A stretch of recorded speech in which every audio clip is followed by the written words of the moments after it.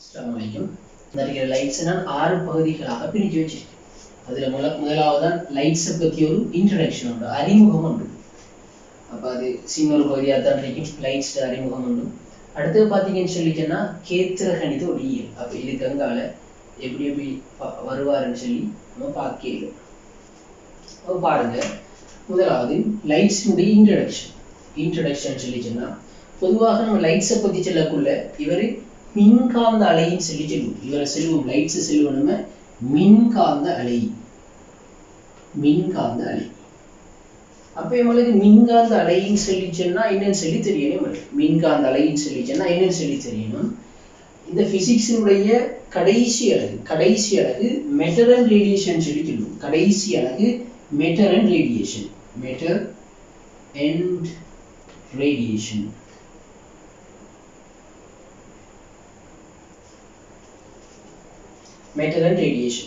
அப்ப இது கடைசி அழகா இருக்காது.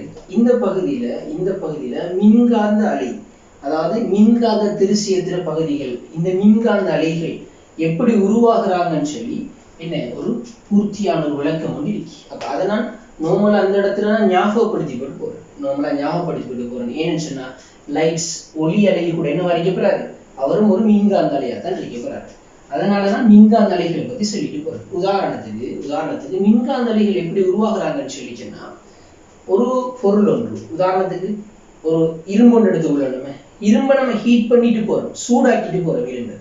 இரும்பை சூடாக்கிட்டு போகக்குள்ள நம்ம என்ன செய்ய இயலும்னு சொல்லிச்சோன்னா, பாத்தீங்கன்னா இரும்புக்கு பக்கத்துல கொண்டு கையை வச்சோம்னு சொல்லிச்சோன்னா அவரோட சூட்டை நம்மளால உணரக்கூடிய மாதிரி இருக்கும். சூட்டை என்ன செய்ய நம்மளால உணரக்கூடிய மாதிரி இருக்கும். இன்னும் ஹீட் பண்ணிட்டே போனோம்னு சொல்லிச்சோன்னா நம்ம ஏற்கனவே சூட்டு உணர்வோம், ஆனா அந்த சூடு வெளியாகிறது நம்மளால பார்க்க இயலாது. இரும்பானது ஒரு நிறமாக நம்மளுக்கு விளங்காது. அது இரும்பு உதாரணத்துக்கு அது என்ன நிறத்துல எரிக்காரோ அதே நிறத்துல எரிப்பாரு, ஆனா அவர்கள் பக்கத்துல நம்மளால சூட்டை உணரையிடும். அதாவது நம்ம என்ன செய்யறோம்னு சொல்லிச்சோன்னா வெப்பநிலையை கூட்டுறோம். டீட்டா வெப்பநிலை அதிகரிக்கப்படும் போது அவரோட சக்தியானது நான் எனர்ஜின்னு சொல்லி பாருங்க, சக்தியானது அதிகரிப்பாரு.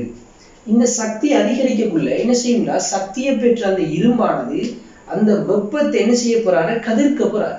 நம்மளுக்கு வெப்பம் கடத்தப்படுற முறைகள் என்னென்னு சொல்லி ஓஎல்ல பார்த்திருப்பீங்க. வெப்பம் கடத்தப்படுற முறைகள் என்னென்னு சொல்லி ஓஎல்ல பார்த்திருக்கணும்.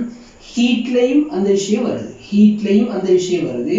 ஹீட்ல அதாவது தேர்மல் பிசிக்ஸ் சொல்லி சொல்லுவோம். தேர்மல் பிசிக்ஸ் இதுல கூறப்படும். அதாவது என்ன, வெப்பத்தை பெற்ற மூலக்கூறு வெப்பத்தை இழக்கிற முறைகள் 3 வழிகள்ல நடக்கும். ஒன்று நம்ம செல்வோம் மேற்காவுகை.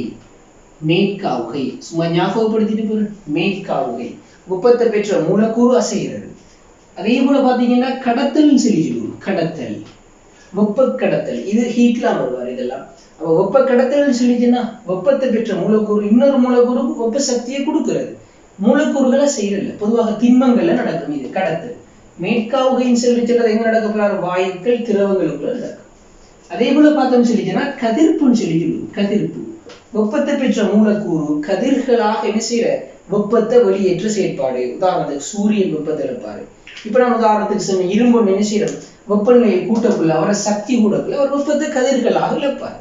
அப்ப நம்ம அங்க மெட்டல் ரேடியேஷன்ல நிறைய பார்க்கலாம். இதை பத்தி கரும்பொருள் கதிர்ப்புகள் எல்லாம் பார்க்கலாம். நார்மலா ஞாபகப்படுத்திட்டு போறோம்.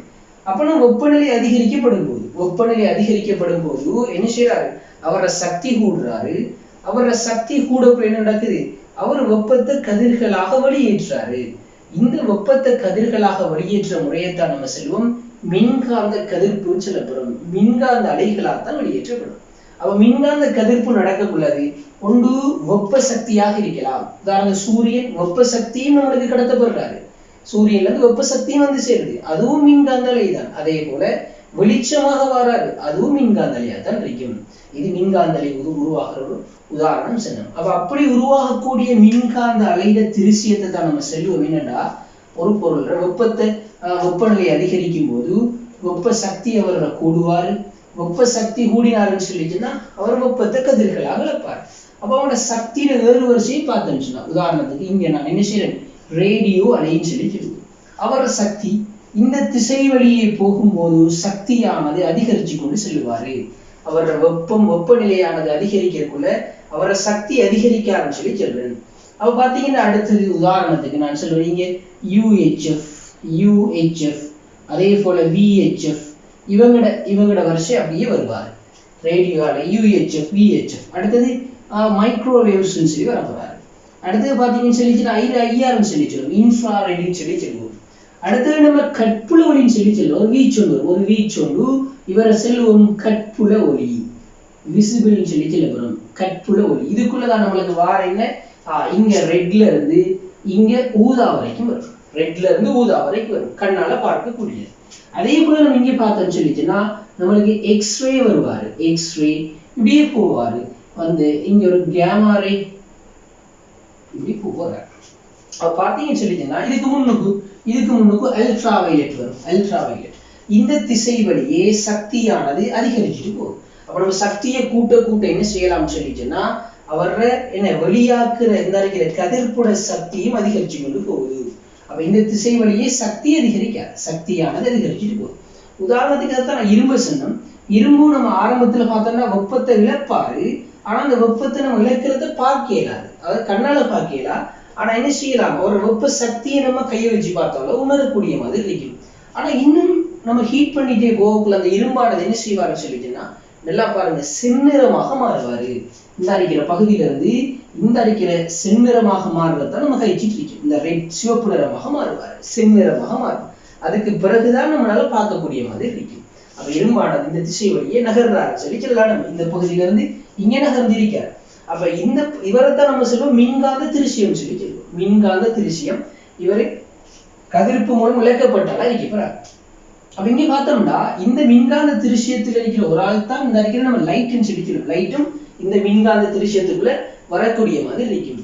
இந்த மின்காந்த திருஷ்யங்கள் மின்காந்த அலைகளுக்கு என்ன ரெண்டு இயல்புகள் இருக்கும். ஒன்று அலை இயல்புன்னு சொல்லி சொல்லுவோம். அலை இயல்பு இது மெட்டல் ரேடியேஷன்ல வரும், இங்கே தேவைப்பட போறாரு அலை இயல்பு. அதே போல் அடுத்தது துணிக்கை இயல்பு. அலை இயல்புன்னு சொல்லி சொன்னாதான் என்ன நம்ம தெறிப்பு, முறிவு, கோணல், முனைவாக்கம் இப்படி கதைக்கிற எல்லாமே அலை இயல்புகளா இருப்பாரு. துணிக்கை இயல்புன்னு சொல்லி சொல்லக்கூடாது நம்ம செல்வம். இந்த மின்காந்த அலைகள் ஒவ்வொரு ஆளும் என்ன அவரை துணிக்கை தன்மை உடையார். சின்ன பார்ட்டிகல்ஸ் துணிக்கைகளாகத்தான் காணப்படுறாரு. இப்போ ஒரு மின்காந்த அலை ஒன்று எடுத்தோம் சொல்லிச்சுன்னா இப்படி போறாருன்னா மின்காந்த அலை இவர் சின்ன துகள்களாகத்தான், சின்ன துணிக்கைகளாக காணப்படுவாரு. இந்த ஒரு துணிக்கையை தான் நம்ம செல்வோம் என்ன போட்டோன்னு சொல்லி சொல்லுவோம். இவர சக்தியை தான் நம்ம சொல்றோம் E7HF சொல்லி சொல்லுவோம். E7HF. அப்ப நல்லா பாருங்க, இந்த திசை வழியே சக்தி அதிகரிச்சு கொண்டு போகுது. அப்ப சொல்லுவோம் நம்ம சக்தி E ஆனது என்ன F ஓட தொடர்பு கொண்டிருக்கிறது. E நேர்விகிதம் F. ஆகவே இந்த திசைக்கு போகக்குள்ள மீடியனானது அதிகரிச்சு கொண்டு போவார். அதே போல பாத்தீங்கன்னா மீடியன் அதிகரிச்சா லம்டா என்ன செய்வார், உங்களுக்கு தெரியும் மீடியன் நேர்விகிதம் ஒன்றுக்கு லம்டா. ஆகவே லம்டாவானது குறைஞ்சு கொண்டு போவாரு. இந்த ஒழுங்கு அதைத்தான் சொல்லுது உங்களுக்கு. அப்ப நல்லா பாத்தீங்கன்னா ரெண்டு இயல்புகள் இருக்கணும் இந்த அலையில மின்காந்த அலைகளுக்கு. ஒன்று அலை இயல்பு, துணிக்கை இயல்பு. அலை இயல்புன்னு சொல்லி சொன்னா என்ன தெறிப்பு, முறிவு, கோணல் இதெல்லாம் நடக்குது. துணிக்கை இயல்புன்னு சொல்லி சொல்றது என்ன, சின்ன துணிக்கைகளாக காணப்படுறாரு. அதை பத்தி விவரிக்கிறது தான் துணிக்கை இயல்பு. இதெல்லாம் பூர்த்தியாக இந்த பாடத்துல பார்க்கலாம். அப்ப இப்படி இருக்கக்கூடிய என்ன மின்காந்த அலைகள்ல ஒரு ஆள் தான் யாருண்டா இந்த லைட். அப்ப மின்காந்த அலை எப்படி உருவாகிறாருன்னு பார்த்தோம். மின்காந்த அலை திருஷ்யம் அதையும் நார்மலா பார்த்திருக்கோம். அப்ப மின்காந்த அலையில ஒரு ஆள் தான் யாரு, லைட் அடிக்க போறாரு, லைட். அப்ப அங்க பாத்தீங்கன்னு சொல்லிச்சுன்னா அந்த லைட்டுக்கும் இந்த இயல்பு எல்லாமே இருக்கும். இருக்க போகுது. அப்ப நம்ம அந்த லைட்டை பார்த்தோம்னு சொல்லிச்சுன்னா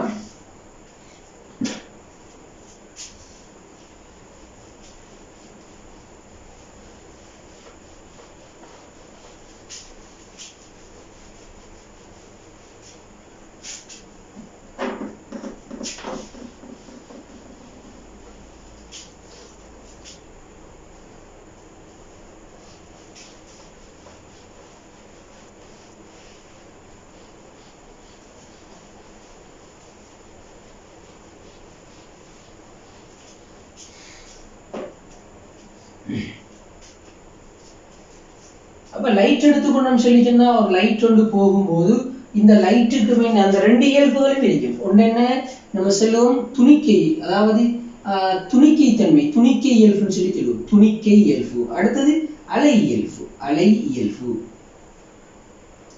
அலை இயல்பு. அடுத்தது துணிக்கை இயல்பு. இது ரெண்டுமே எதுக்கு இருப்பாருன்னு சொல்லி சொன்னா அந்த அடிக்கிற லைட்டுக்கு இருப்பாரு. இந்த அடிக்கிற லைட்டுக்கு இருப்பாரு. பாத்தீங்கன்னா இந்த லைட் துணிக்கை இயல்புன்னு சொல்லி சொன்னா இது சின்ன சின்ன பார்ட்டிகள், சின்ன சின்ன துணிக்கைகளாக காணப்படுவாரு. இதைத்தான் நம்ம போட்டோன்கள் சொல்லி சொல்லுவோம். அப்ப இந்த லைட்டினுடைய கொள்கைகளை விவரிக்கிறதுக்காக வேண்டி நம்மளுக்கு 3 இயல்பு, அதாவது இவர துணிக்கை தன்மை இருக்காரு, அடுத்தது அலை இயல்பு இருக்காரு. இதெல்லாம் விவரிக்கிறதுக்கு 3 பகுதிகள் லைட்ஸுக்குள்ள வரப்போறாரு. ஒன்று நம்ம பார்ப்போம் என்னன்னு சொல்லிச்சுன்னா லைட் செல்லக்குள்ள சொட்டொளியியல் சொல்லி சொல்லுவோம். சொட்டொளியியல், சொட்டொளியியல் சொல்லி சொல்லுவோம். அதே போல 2 செல்வம் என்னன்னு சொல்லிச்சுன்னா பௌதீக ஒளியியல். பௌதீக ஒளியியல். இப்ப சொட்டொளியியல் என்னன்னு சொல்லிச்சுன்னா இந்த துணிக்கை தன்மையோட தொடர்பானத்தை எடுத்துரைக்கிறது தான் இந்த அறிக்கை சொட்டொளியியல் அறிவார்.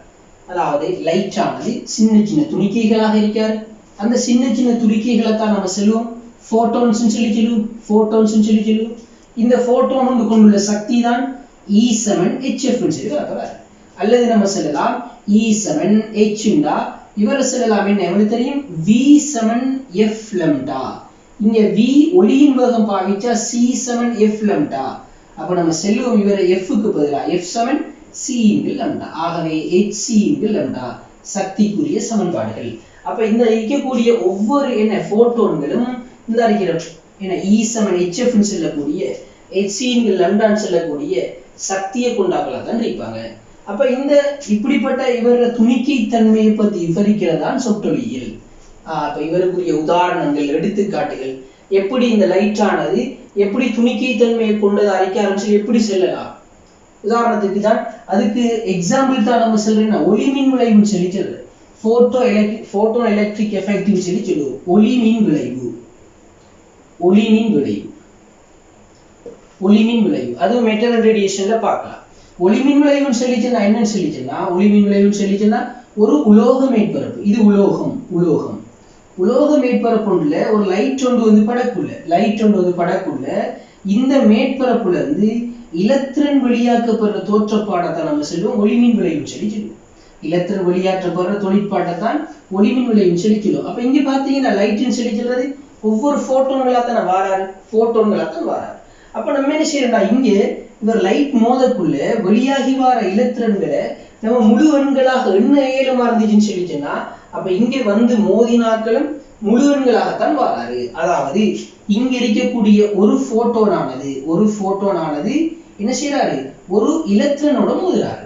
அப்ப இவர E7hfங்கிற சக்தி முழுவதும் ஒரு இலத்திரனுக்கு கொடுக்கப்படுது. அதனால முழுமையான ஒரு இலத்திரன் வெளியாகி போறாரு. அப்ப இப்படி இது என்னத்தை விவரிப்பாருன்னு சொல்லிச்சு நம்மளுக்கு இங்க இருக்கக்கூடிய துணிக்கை இயல்பு அல்லது சொட்டொளியியலை விவரிக்கக்கூடிய மாதிரி. இப்படி சொட்டொளியலுக்குரிய என்ன உதாரணங்கள் என்னென்ன, இப்படி இதெல்லாம் பூர்த்தியாக இன்னும் டீப்பா எங்க பார்க்கலாம்னா கடைசி பகுதி, கடைசி அலகு பிசிக்ஸினுடைய அதுல மெட்டல் அண்ட் ரேடியேஷன் இதை பார்க்கலாம் பூர்த்தியாக. அப்ப நம்ம இங்க இதை பத்தி பார்க்க போறோம், இங்க இதை பத்தி பார்க்க போறோம். உங்களுக்கு ஒரு இன்ட்ரடக்ஷனுக்காக இந்த விஷயத்தை கதைச்சேன். அடுத்தது பாத்தீங்கன்னா பௌதீக ஒளியியல். பௌதீக ஒளியியல் இப்ப நம்மளுக்கு வேற தேவையான ஒரு பௌதீக ஒளியியல். பௌதீக ஒளியியல்னு சொல்லிச்சேன்னா பௌதீக ஒளியியல்னு சொல்லிச்சேன்னா இப்ப என்னன்னா இந்த இருக்கிற லைட் ஆனது ஒரு ஊடகத்துல இருந்து இன்னொரு ஊடகத்துக்கு வராரு, ஒரு ஊடக மேற்பரப்புக்கு வராரு. உதாரணத்துக்கு இந்த அறிக்கிற இடத்துல வலின்னு வச்சுக்கொண்டு, இந்த அறிக்கிற இடத்துல நீர்னு வச்சுக்கொண்டு, இங்க லைட் ஒன்று வந்து படுறாரு. இப்படி லைட் படக்குள்ள இங்க என்ன நடக்கலாம்னு சொல்லி விவரிக்கணும். அப்ப இங்க என்ன நடக்கும், ஒண்ணு தெறிப்பு நடக்கும் அல்லது முறிவு நடக்கும். இப்படி இந்த இயல்புகளைத்தான் நம்ம சொல்லுவோம் பௌதீக ஒளியியல் சொல்லி சொல்லுவோம். இப்படி நடக்கிற தோற்றப்பாடு, அதாவது தெறிப்பு, முறிவு, கோணல், முனைவாக்கம், இப்படி இந்த வரக்கூடிய லைட் ஆனது என்னென்ன மாற்றங்களை காட்டுறாருன்னு சொல்லி விவரிக்கிற பகுதிதான் இந்த அறிகிற பௌதீக ஒளியியல் சொல்லி சொல்லுவோம். உதாரணத்துக்கு தான் இதுக்குள்ள என்னது தெறிப்பு நம்ம படிக்கிறது, தெறிப்பு. அடுத்தது முறிவு, முறிவு, கோணல், கோணல் அடைகிறது. அடுத்தது முனைவாக்கம், முனைவாக்கம். இப்படி நம்ம சொல்லிட்டே போகலாம். அப்ப இப்படி நடக்கிற தோற்றப்பாடுகளை தான் நம்ம சொல்லுவோம் பௌதீக ஒளியியல் பகுதிகளுக்குள்ள பாக்குறேன். அப்ப சொல்ல போனா நம்ம பௌதீக ஒளியியல் பகுதியை தான் பார்க்க போறோம். ஆனா என்னன்னு சொல்லிட்டோம்னா இவரை நம்ம தெளிப்பு நடக்கிறாரு, முறிவு நடக்கிறாரு, கோணல் நடக்கிறாருன்னு சொல்லி விவரிக்கிறதுக்கு நம்மளுக்கு என்ன இந்த கேத்திர கணித ஒளியியல் தேவைப்படுறார். கேத்திர கணித ஒளியியல் தேவைப்படுறாரு. தெளிப்பு நடக்குதுன்னு சொல்லி செல்லும் அவங்களை நம்ம என்ன செய்யறோம் சொல்லிச்சுன்னா கோடுகள் கோணங்களை வச்சு விவரிக்கும். ஏற்கனவே ஓஎல்ஏ எல்லாம் பார்த்திருக்கணும், ஜியோமெட்ரின்னு சொல்லி பார்த்திருக்கோம். கேத்திர கணிதம் அதாவது கோடுகளுடையும் கோணங்களுடையும் தொடர்பட்டது. உண்மையிலேயே லைட் இந்த இப்படி பாதை காட்டப்படுறாரு வளமையாவே குறிக்கும். ஒரு அம்புக்குறி ஒரு நேர்கோடால லைட்டை குறிச்சு காட்டணும். ஏன் அது கேத்திர கணித ஒளியில் தான் அது குறிக்கப்படுற முறை அறிக்கப்படுறாரு. அப்ப இப்படி கோடுகள் கோணங்களோட குறிக்கிறது லைட் நம்மளுக்கு லேசா இருக்கும். லைட்டை குறிக்கிறது லேசா இருக்கும். இல்லாட்டி உதாரணத்துக்கு ஒரு லைட் அலைன்னு சொல்லிச்சுன்னா எப்படி இருப்பாரு? உதாரணத்துக்கு பாத்தீங்கன்னு சொல்லிச்சுன்னா இவர் தான் லைட். இப்படி ஒரு அலை வந்து இந்த திசையில போறார். இந்த திசையில இவரை செல்வம் என்ன? இவர் சமாந்தர அலை. இதான் அலையினுடைய திசையா இருக்கும். உதாரணத்துக்கு ஒரு நீருக்கு மேல ஒரு கல்லோட போட்டு பாத்தீங்கன்னு சொல்லிச்சுன்னா அந்த அலை எப்படி உருவாகும்? இங்கதான் கல் போடப்பட்ட இடம்னா இவர் சுத்தி இப்படி அலை உருவாகுவார். பாருங்க, அலை உருவாகுவார். இப்படி ஒரு அலை வடிவம் தான் இந்த இருக்கிற லைட். இந்த இருக்கிற லைட்டு ஒரு அலை வடிவம். அப்ப உதாரணத்துக்கு இப்படி ஒரு அலை இருப்பார் லைட். இப்படி அங்க பாத்தீங்கன்னா கல்ல போட்டவங்க உருவாக்குற மாதிரி ஒரு லைட், இப்படி ஒரு அலை. அதே போல பார்த்தோம்னு சொல்லிச்சுன்னா இங்க இப்படி ஒரு பாதை, இது லைட் செல்லக்கூடிய பாதை. அப்ப இப்படி எல்லாம் நம்ம குறிச்சு காட்ட இது அலை வடிவம் சொல்லி சொல்லுவோம். இந்த அலை வடிவங்களை வச்சுக்கொண்டு நம்ம என்ன செய்யற கஷ்டம்னா இந்த தெறிப்பு முறிவுகள் இதெல்லாமே என்ன அடையாளம் காண்றது, அதை வாய்ப்பு பார்க்கிறது, ஆராயிறது நம்மளுக்கு சிரமமா இருக்கும். அப்ப இந்த அலை வடிவங்களை பத்தி எங்க பாக்குறேன்னு சொல்லிட்டுன்னா சவுண்ட்ல பார்க்கலாம். சவுண்ட்ல என்ன செய்யறோம்? நம்ம இந்த அலை வடிவங்களை பத்தி தான் நம்ம பார்க்கணும் சவுண்ட்ல. அப்ப இங்க என்ன செய்யறோம்னா அந்த அலை வடிவங்களை விட்டுட்டு இந்த இருக்கிற இவரை நம்ம எப்படி மாத்த ஏழும்னு சொல்லிச்சுன்னா கேத்திர கணித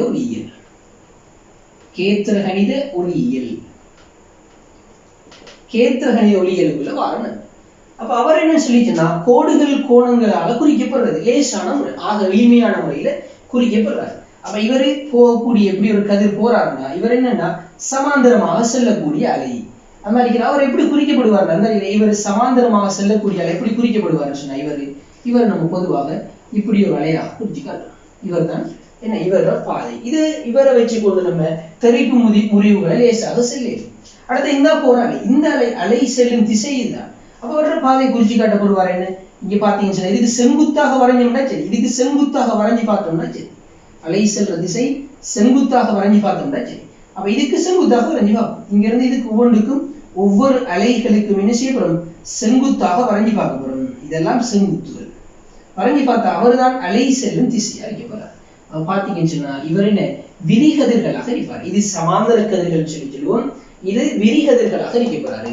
அப்ப நல்லா பாத்தீங்கன்னா என்ன சமாந்தர அலை, அதாவது இவர் நம்ம பொதுவா பாவிக்கிற இந்த அலை யாருன்னா தூரப்பொருளுக்கு பாவிக்கிறது. தூரப்பொருள் சமாந்தரமாக வரக்கூடிய ஒரு அலை, சமாந்தரமாக செல்லக்கூடிய ஒளிக்கற்றைன்னு சொல்லி சொல்லலாம். அவருக்கு தான் நம்ம இதை பாவிக்கக்கூடிய மாதிரி இருக்கு. இவர் சொன்னா இவரை நம்ம செல்வோம் என்ன இந்த ஒளிக்கற்றை, இவர் விரிகற்றையா போறாரு. விரிகதிர்கள் இது மெய்ப்பொருளுக்கு இந்த அலைகளை விரிகதிர்களை பாவிப்போம். மெய்ப்பொருள் அவர் இப்படித்தான் போவாரு. அதே போல பார்த்தோம்னு சொல்லிட்டா இப்படி ஒரு அலை வடிவம் கீறு, நம்ம இப்படி ஒரு அலை வடிவம் கீட்டு போனோம். அப்ப இப்படி ஒரு அலை வடிவம் நல்லா பாத்தீங்கன்னா இதுக்கு செங்குத்து வரைஞ்சோம் சொல்லிச்சுன்னா இப்படித்தான் இருப்பார். அப்ப இவர் நம்மளுக்கு வருவார் எப்படின்னு சொல்லிச்சுன்னா ஒரு ஒருங்குகட்சியா வருவார். இந்த ஷேப்லயே வருவார். அப்படி இவர் வருவார் நம்மளுக்கு ஒரு ஒருங்குகட்சியா வருவார். உண்மையிலேயே ஒரு பொருள்ல இருந்து ஒளிக்கதிரானது எப்படி போறேன்னு சொல்லிச்சுன்னா இப்படித்தான் போவார். இந்த அடிக்கிற முறையெல்லாம் போவார். விரிகற்றைகளாகத்தான் போவார். உதாரணத்துக்கு சூரியன் எடுத்துக்கொள்ளுங்க. சூரியன் ஒளிக்கதிர் போகல நம்ம விரிகற்றைகளாகத்தான் அவர்கள் இருந்து குறிச்சு காட்டும். அப்ப உண்மையான மெய்ப்பொருள்ல இருந்து ஒளிக்கதிர் போறாருன்னு சொல்லிச்சுன்னா அவர் என்ன செய்வாரு? விரிகற்றைகளாகத்தான் அவரோட பாதை குறிச்சு காட்டப்படும். அதே போல தூரத்துல இருந்து வார ஒரு ஒளிக்கதிரை பத்தி கதைக்காங்கன்னு சொல்லிச்சுன்னா அவர் சமாந்தரமாக குறிச்சு காட்டப்படுவாரு. அப்ப நம்ம இங்க இருக்கக்கூடிய பாடத்துல இப்படி அலைகிற வடிவங்கள் குறிச்சு காட்டல. அப்ப கேத்திர கணிதம் சொல்லி என்ன செய்யறோம் சொல்லிச்சுன்னா இப்படி லேசான எளிமையான முறையில குறிச்சு காட்டுறோம். அப்ப அதே நேரம் இதை பார்த்தீங்கன்னு சொல்லிச்சுன்னா இது ஒருங்குகற்றைகளா வராது. ஒரு காலமும் ஒரு பொருள்ல இருந்து என்ன செய்யறதுன்னு சொல்லிச்சுன்னா ஒருங்குகற்றைகள் வரல. அப்ப இவரை நம்ம செல்ற என்னன்னு சொன்னா ஒரு மாயப்பொருள், அப்படி ஒரு பொருள் இல்லை, மாயப்பொருளிலிருந்து வரக்கூடிய ஒளிக்கற்றைகள் தான் இப்படி குறிச்சு காட்டப்படுவார். அப்ப இதுதான் என்னன்னு சொன்னா லைட்டை குறிக்கிற முறை. இப்படி லைட்டை குறிச்சு லேசான எளிமையான வடிவத்துல கோடுகள்ல குறிச்சு அவரோட கோணங்கள் மூலம் என்ன செய்யறோம்னு சொல்லிச்சுன்னா இவர்ல நடக்கக்கூடிய இந்த தெறிப்பு முறிவுகளை பத்தி படிக்கிற பகுதி தான் என்ன கேத்திர கணித ஒளியியல் கேட்கிறார். இங்க நம்ம தெறிப்பு முறிவுகளை பத்தி படிக்க போறோம். இப்படி லேசாக அவங்களோட கோடுகள் கோணங்கள் எளிமையான வடிவத்துல என்ன செய்யணும் தெறிப்பு முறிவுகளை பத்தி படிக்கிற பகுதி தான் என்ன வரைக்க போறாரு இந்த அறிக்கிற கேத்திர கணித ஒளியியல் அறிக்க போறாரு.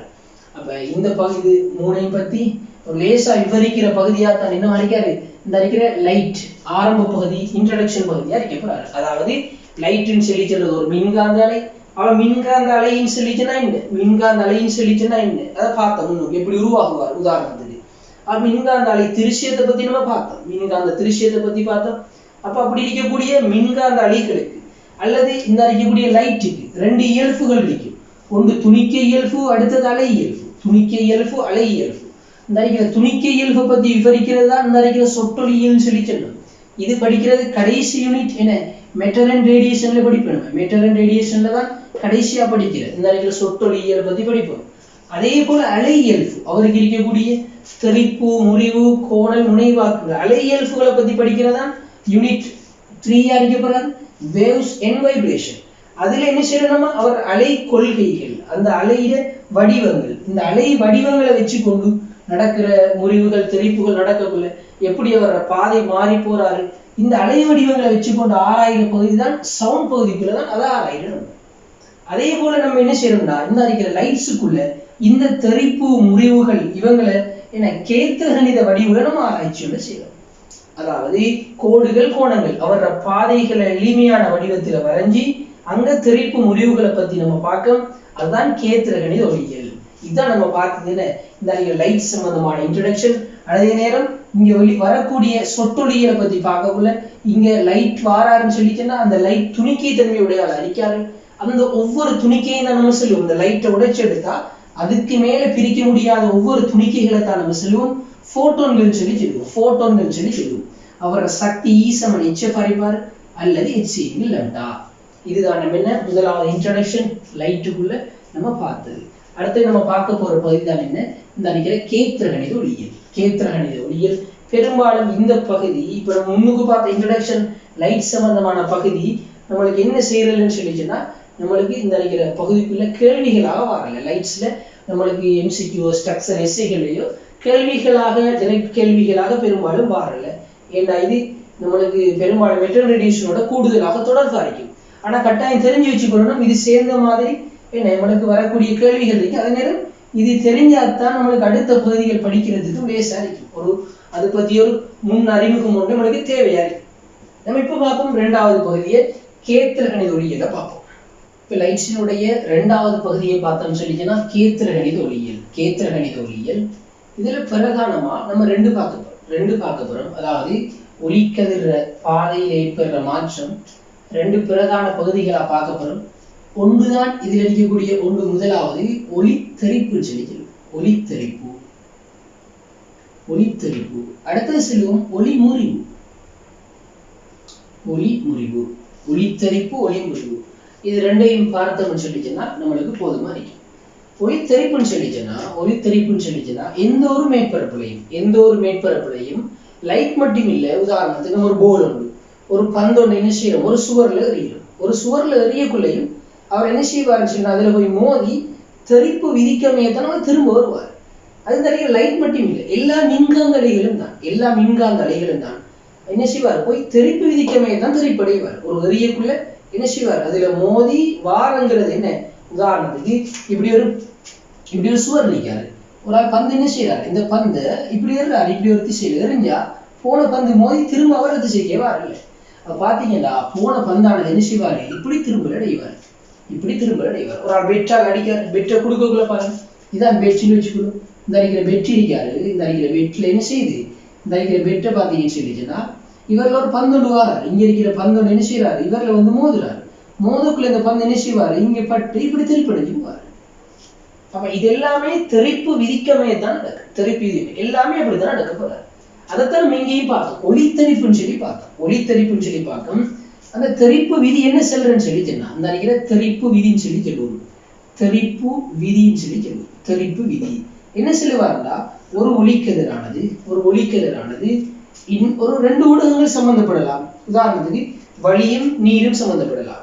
ஒரு டோர்ச் ஒன்று நம்ம என்ன செய்யறோம்னு சொல்லிச்சுன்னா நீருக்கு மேல அடிக்கக்குள்ள பாருங்க, உதாரணத்துக்கு கிணறு எடுத்தீங்கன்னு சொல்லிச்சுன்னா அதுல டோர்ச் அடிக்கக்குள்ள அந்த ஓரங்கள் என்ன செய்வாரு, சுவர்ற ஓரங்கள்ல பாத்தீங்கன்னா கிணத்தோட சுவர்ற ஓரங்கள் அந்த பகுதியில பார்த்தா அந்த டோர்ச் வெளிச்சம் என்ன செய்வாரு அங்கே அடிப்பாரு, லைட் அந்த அளவுல தெறிப்படைஞ்சு வரும். எல்லா மேற்பரப்புகளையும் பொதுவாக லைட் தெறிப்படையும் தான். சரியா? அதுல சிலது முழுக தெறிப்புன்னு படிச்சிருப்போம், சிலது தனித்தெறிப்புன்னு சொல்லி படிச்சிருப்போம். ரெண்டும் நடக்கும் அது. ஆனா பொதுவாக எல்லா மேற்பரப்புகளையும் தெறிப்பு நடக்கும். அப்ப இது சம்பந்தமா விரிவான என்ன செய்யலாம், உங்களுக்கு முழுக தெறிப்புகள் சம்பந்தமா படிச்சதுக்கு பிறகு பார்க்கலாம். அப்ப இங்க தெறிப்பு விதின்னு சொன்னா என்னன்னு சொல்லிச்சுன்னா, ஒரு லைட், இந்த இருக்கிற லைட் ஆனது இப்படி மோதக்குள்ள நம்ம செல்வம் என்னன்னு சொல்லிச்சுன்னா, இந்த இருக்கிற படுகதிர், இந்த இருக்கிற படுகதிர், அடுத்தது தெறிப்படைஞ்சு போகக்கூடிய கதிர், அடுத்தது செம்பன். இந்த இவரைத்தான் செம்பன் சொல்லிக்கணும். ரெண்டு மேற்பரப்புகள் தந்தாங்கன்னா, உதாரணத்துக்கு நான் இவரை நீரா பாவிக்கு, இவரை நான் என்ன செய்யறேன் ஒரு கிளாஸா பாவிக்கு, இப்படி ரெண்டு மேற்பரப்புகள், அல்லது நீர் இவர் வலி அப்படி யோசிக்கலாம். ஏதாவது ரெண்டு மேற்பரப்பு, அல்லது ஒரு தலவாடி இருக்காரு. இந்த தலவாடியில வந்து என்ன செய்யறாரு, ஒரு லைட் ஒன்று வந்து படுறாரு. இப்படி படக்குள்ள இந்த அடிக்கிற படுகதிர் கட்டாயம் கதிர்கள் குறிச்சி காட்டக்குள்ள அவங்க அம்புக்குறிகளால குறிச்சி காட்டப்படணும். அப்ப இங்க பார்த்தோம் சொல்லிச்சேன்னா, இந்த அடிக்கிற படுகதிர், அடுத்தது தெறிப்படைஞ்சு போகக்கூடிய கதிர், அதே போல இந்த அடிக்கிற செவ்வன், இது எல்லாமே ஒரு புள்ளியில சந்திக்கணும். செவ்வனின்னு சொல்லி சொல்றது இந்த அடிக்கிற ரெண்டு பொது மேற்பரப்புகளுக்கும் வரையப்படக்கூடிய ஒரு செங்குத்து அழைக்கப்படுறாரு. இவர் தான் செவ்வனா அழைக்கப்படுறாரு. அப்போ பாத்தீங்கன்னா தெறிப்பு விதியாகத்தான் முதலாவது சொல்றது அணின தெறிப்பு விதியில இது எல்லாமே யாரு, படுகதிர், தெறிகதிர், செவ்வன், இதெல்லாம் ஒரே புள்ளியில் இருக்கணும். ஒரே புள்ளியில தொழிற்படுவார். அதே போல இந்த அடிக்கிற படுகோணமும் தெறிப்படைஞ்சு கோணம், இவரும் ரெண்டு கோணங்களும் சமன் அளிக்கணும். அப்ப இந்த கோணத்தை நம்ம ஒரு டீட்டான்னு சொன்னா இவரும் டீட்டாவை தான் இருப்பாரு. படுகோணமும் என்ன தெறிகோணமும் சமன் அளிக்கணும். அதாவது படுகோணம் சமன் என்ன தெறிகோணம் அளிப்பார். படுகோணம் சமன் தெறிகோணம் அளிக்கப்படுறார். இதுதான் என்ன தெறிப்பு விதின்னு சொல்லி சொல்லுவோம். இவரைத்தான் நம்ம சொல்லுவோம் தெறிப்பு விதி. என்ன, ஒரே புள்ளியில தான் யார் இருக்கணும், படுகதிர், தெறிகதிர், அடுத்தது செவ்வன், இதெல்லாம் ஒரே புள்ளியை சந்திக்கணும். அதே போல படுகோணமும் தெறிகோணமும் சமன் அளிப்பாரு. இதுதான் தெறிப்பு விதி. இங்க பார்த்தாலும் அதே போல இருக்கும். பட்டு தெறிப்படைஞ்சு போற அந்த கோணங்கள் சமன் அளிக்கும், செங்குத்து கிரியா. இங்க எடுத்தோம் சொல்லிச்சனாலும் இந்த கோணங்கள் சமன் அளிக்கும். பொதுவாக எல்லா தெறிப்புகளுமே இந்த தெறிப்பு விதிக்கமையத்தான்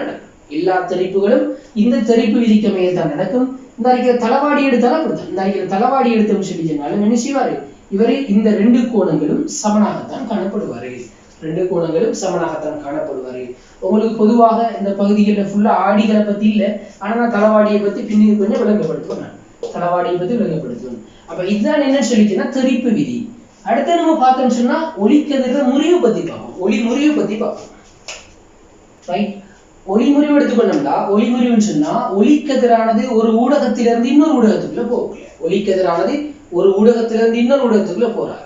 அதாவது ஒன்று வாயுல இருந்து, வழிப்பகுதியில இருந்து நீருக்குள்ள போகலாம், அல்லது என்ன செய்யலாம், நீர்ல இருந்து கிளாஸுக்குள்ள போகலாம். ஒரு ஊடகத்திலிருந்து இன்னொரு ஊடகத்துக்கு போகக்குள்ள இவர் என்ன செய்வாருன்னு சொல்லிச்சுன்னா, இவர் பாதையில் ஒரு மாற்றம் ஒன்று இருக்கு. அந்த மாற்றத்தை தான் நம்ம சொல்ற ஒளி முறிவுன்னு சொல்லி சொல்லுவோம். இந்த மாற்றம் எதனால உண்டாகுவாருன்னா, ஒரு ஊடகத்திலிருந்து இன்னொரு ஊடகத்துக்கு போகக்குள்ள நான் வச்சுக்கொள்றேன் இவர் ஊடகம் ஒன்று வச்சுக்கொள்றேன், இவரை நான் சொல்றேன் ஊடகம் ரெண்டுன்னு சொல்லி சொல்றேன். ஒரு ஊடகத்திலிருந்து இன்னொரு ஊடகத்துக்குள்ள போறாரு. இந்த மாற்றம் எதனால வரும்டா, ஊடகத்திலிருந்து இன்னொரு ஊடகத்துக்கு போகக்குள்ள இவர் ஒளியின் வேகத்தில் ஏற்படக்கூடிய மாற்றம் தான் என்னத்தை ஏற்படுத்துறாரு, இவர் பாதையில மாற்றத்தை உண்டாக்குறார். இவர் வேகத்துல மாற்றம் உண்டாகும். அந்த வேகத்துல மாற்றம் உண்டாகிறதால அவர பாதை மாற்றப்படும். அந்த பாதை மாற்றப்படுற தோற்றப்பாடுதான் ஒளி முறிவுன்னு சொல்லி சொல்லுவோம். அவர பாதை எப்படி மாற்றப்படும் சொல்லி சொல்ல போறோம். பாத்தீங்கன்னு சொல்லிச்சுன்னா சில வேளைகள் இவர முறிவு சுட்டியை நான் என்1 சொல்லி சொல்றேன், இவர முறிவு சுட்டியை என்2 சொல்லி சொல்றேன். பொதுவாக முறிவு சுட்டிகள் சொல்லி சொல்லக்குள்ள ஒன்று சார்பு முறிவு சுட்டின்னு சொல்லி சொல்லுவோம், அல்லது தனி முறிவு சுட்டின்னு சொல்லி சொல்லுவோம். ஒன்று செல்வோம் நம்ம தனி முறிவு சுட்டி, இன்னொன்று சார்பு முறிவு சுட்டி. சார்பு முறிவு சுட்டின்னு சொல்லிச்சுன்னா, உதாரணத்துக்கு ஒன்று ஊடகம் ஒன்று சார்பாக ரெண்டின் முறிவு சுட்டிகள் என்னன்னு சொல்லி குறிக்கப்படுவார்.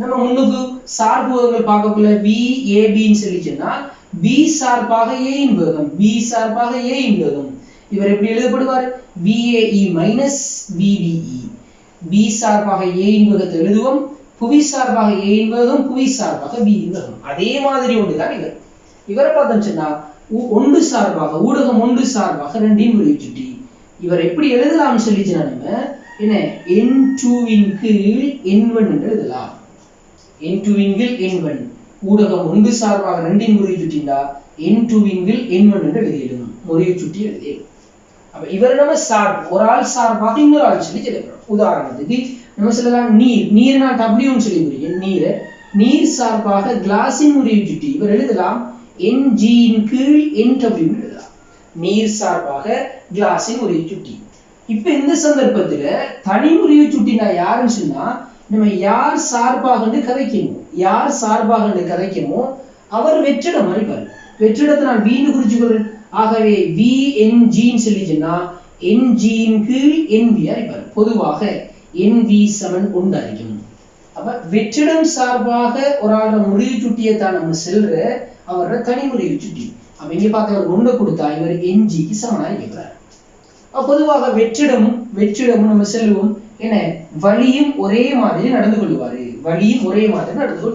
வெற்றிடத்துல முறையை சுட்டி பொதுவாக உண்டு வழியில முறையை சுட்டின்னு சொல்ல உண்மையா நம்ம செல்வோம் என்ன வெற்றிடம் சார்பாக வழியின் முறையை சுட்டி அப்ப இவர் NA இன் கீழ் NV என்று எழுதப்படணும் ஆனா இவர் அன்னளவான பெருமானம் நம்ம எடுப்ப வெற்றிடம் சொல்லி உண்டு இவர் என்ன NA NVக்கு சமன் சொல்லித்தான் எடுப்பணும் அப்ப இவரைத்தான் நம்ம சொல்லுவோம் தனிமுறையை சுட்டி வெற்றிடம் சார்பாக என்ன ஒரு ஆளோட முறையை சுட்டி தான் ஒரு ஊடகத்தின் முறையை சுட்டியத்தான் நம்ம தனிமுறையை சுட்டி சொல்லி சொல்லப்படும் அப்ப இங்க பார்த்தோம்னா அவரைத்தான் நான் N1 இன் கீழ் N2 சொல்லி சொல்லியிருக்கேன் N1 இன் கீழ் N2 சொல்லி சொல்லியிருக்கேன் ரெண்டு சந்தர்ப்பங்கள் எடுத்துக்கொள்ளும் இவர் N1 N2 இங்க பார்த்தோம் சொல்லிக்கிறேன் இந்த அறிக்கிற சந்தர்ப்பத்துல இந்த அறிக்கிற N1 ஆனது பெரிது N2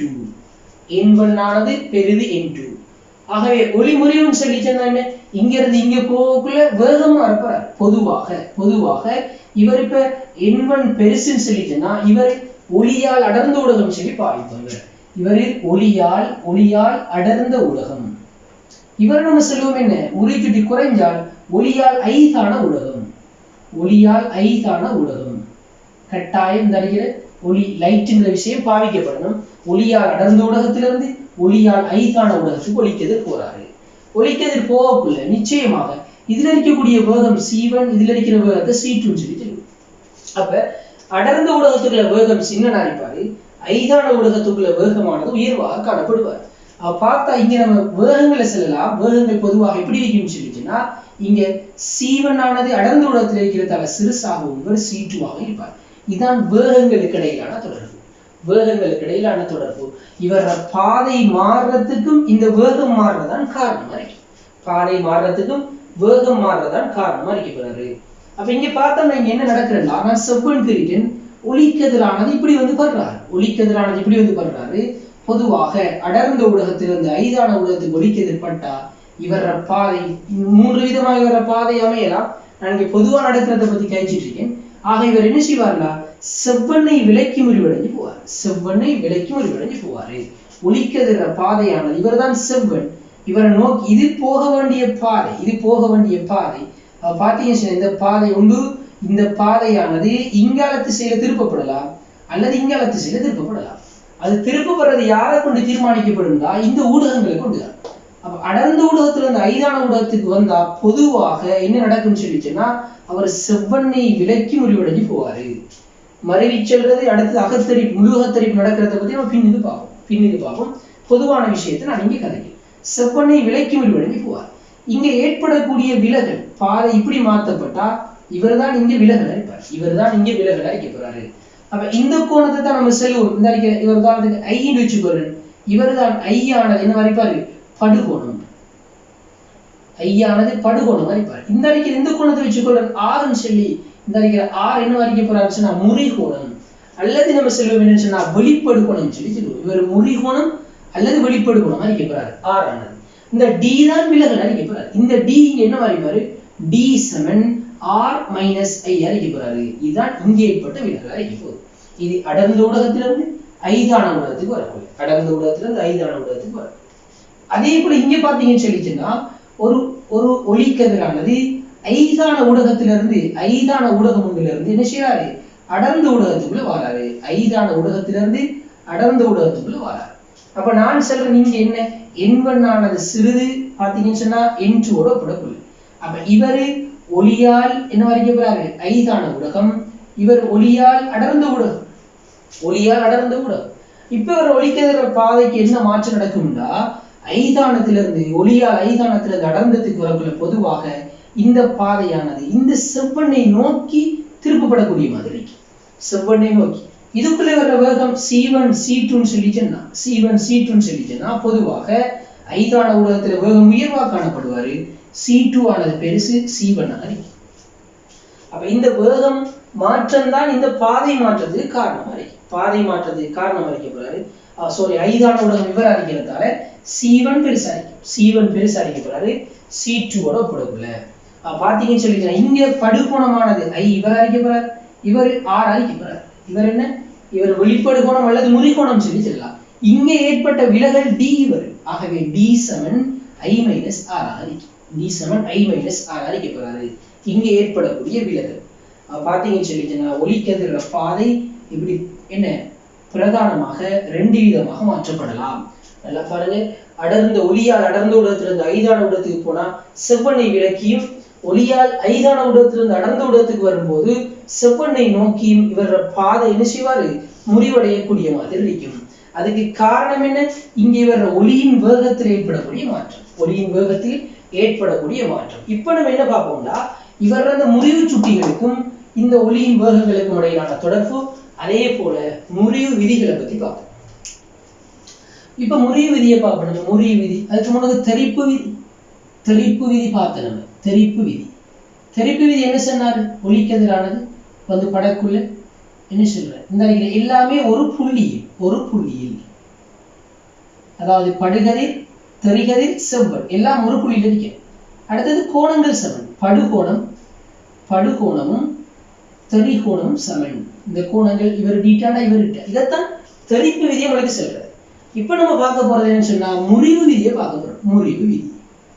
முறிவு விதியை பார்த்துட்டு நம்ம என்ன செய்வோம் அவங்களோட தொடர்புகளுக்குள்ள போகும். முறிவு விதி என்ன சொல்றாருன்னா நம்மளுக்கு இந்த இருக்கிற முறிவு விதி செல்றது முறிவு நடக்கிறதா ரெண்டு ஊடகங்கள் N1 N2ங்கிற ரெண்டு ஊடகங்கள் இருக்காங்க. அப்ப என்ன நடக்குதுன்னா ஒளிக்கதிரானது இங்க வந்து படும்போது இந்த இருக்கிற படுகதிர் இந்த படுகதிரும் அடுத்தது பாத்தீங்கன்னு சொன்னா முறிகதிர். நான் உதாரணத்துக்கு சொல்றேன், N1 விட N2 ஆனது என்ன வரைக்கப்படுறாரு, N2 ஆனது சிறுசா இருக்காருன்னு வச்சுக்கொள்ளணும். அப்ப இவரை பாத்தீங்கன்னு சொன்னா ஒளியால் அடர்ந்த ஊடகம், இவர் ஒளியால் ஐதான ஊடகம். பாத்தீங்கன்னு சொல்லி என்ன செய்ய போகுது, இவர் செவ்வனை விலக்கி முறிவடைஞ்சு போறாரு. இப்படி போகக்குள்ள இந்த விதி என்ன சொல்லுதுன்னு சொல்லிச்சுன்னா இந்த சந்தர்ப்பம் அல்ல எந்த சந்தர்ப்பமா இருந்தாலும் சரிதான், மாறி ஐதான ஊடகத்துல இருந்து அடர்ந்த ஊடகத்துக்கு போனாலும் சரிதான். அப்படி போகக்குள்ள செவ்வனை நோக்கி முறிவடைஞ்சு போவார். எல்லா சந்தர்ப்பங்களையும் தான் இந்த இருக்கிற படுகதிர் அடுத்தது முறிகதிர் அடுத்தது செவ்வன், இவங்க எல்லாருமே ஒரே தளத்தில் இருக்க வேண்டும், ஒரே தளத்தில் காணப்படும். இங்க பாத்தீங்கன்னா இது ஒரு புள்ளியில் எல்லாம் சந்திக்கணும், இது என்ன ஒரு புள்ளியில நிச்சயமா சந்திப்பாரு தெரியும். ஆனா இது கட்டாயம் ஒரே தளத்தில் இருக்கும். திரைப்பு பத்தி கதைகளும் அது செல்ல தேவை, எல்லாம் ஒரு தளத்துல இருப்பாரு. இங்க பாத்தீங்கன்னு சொல்லிட்டேன்னா இவர் எல்லாமே ஒரே தளத்துல காணப்படணும், அது முக்கியமான விஷயம். தளம் மாறக்கூடாது, தளம் மாறக்கூடாது. அவர் பாத்தீங்கன்னா ஒரே தளத்துல காணப்படுவார். அதே போல இங்க எப்படி படுகோணமும் தெரிகோணமும் சமன் சொல்லி சொல்றோமோ அதே போல இங்க கோணங்களுக்கு இடையிலான தொடர்பு செல்லப்படுவாரு. அப்ப நான் இந்த கோணம் படுகோணத்தை I என்றும் வெளிப்படு கோணத்தை நான் D ஒரு R சொல்லியும் குறிக்கணும். வளமையா குறிக்கப்படுறது R சொல்லியும் குறிக்கணும். இப்படி குறிக்கன்னு சொல்லிட்டேன்னா இந்த விதியை நம்மளுக்கு செல்வாரு ஸ்னெல்ஸ் லோன்னு சொல்லி சொல்லுவோம். ஸ்னெல்ஸ் லோ இங்க எப்படி கோணங்கள் தொடர்பான ஒரு விதிக்கோ அதே போல இவங்களோட கோணங்கள் தொடர்பாக கதைக்கப்படுறதுதான் என்ன ஸ்னெல்ஸ் லோன்னு சொல்லி சொல்லுவோம். அதாவது என்னன்னு சொல்லிச்சுன்னா இங்க படுகோணத்தின் சைன் பெருமானத்துக்கும் அடுத்தது வெளிப்படு கோணத்தின் சைன் பெருமானத்துக்கும் இடையிலான தொடர்பு மாறி, அதாவது சைன் ஐயின் கீழ் சைன் R ஆனது என்ன வரைக்கப்படுறாரு ஒரு மாறிலி பெருமானமா இருக்கப்படுறாரு, கன்ஸ்டன்ட் மாறிலி பெருமானமாக இருக்கும். அப்ப இது ரெண்டும் தான் என்ன வரைக்கும் போறோம்னா இது ரெண்டும் தான் முறிவு விதிகளா இருக்கும். இப்ப நம்ம செல்வம் என்னன்னா இந்த அடிக்கிற மாறிலி யாருக்கு சமன்னு சொல்லிச்சுன்னா இவங்களோட முறிவு சுட்டிகள். அதாவது நம்ம செல்வம் ஒளிக்கதிரானது ஊடகம் 1லிருந்து ஊடகம் 2க்குள்ள வராது. ஒளிக்கதிர் ஊடகம் 1லிருந்து ஊடகம் 2க்குள்ள வராது. இப்படி வரக்குள்ளதான் இந்த தொடர்பு செல்லப்படுது. வேண்டாம் நம்மளுக்கு கதைக்கிறதுக்கு லேசா செல்லலாம். இந்த அடிக்கிற கோணங்களை இவரை β1 இவரை β2. ஏன் இங்க அந்த தொடர்பு தான் இருக்கு n1 n2. இப்ப பாத்தீங்கன்னா யோசிச்சு பாருங்க. இவர் என்ன சொல்றாரு sin β1 இன் கீழ் sin β2.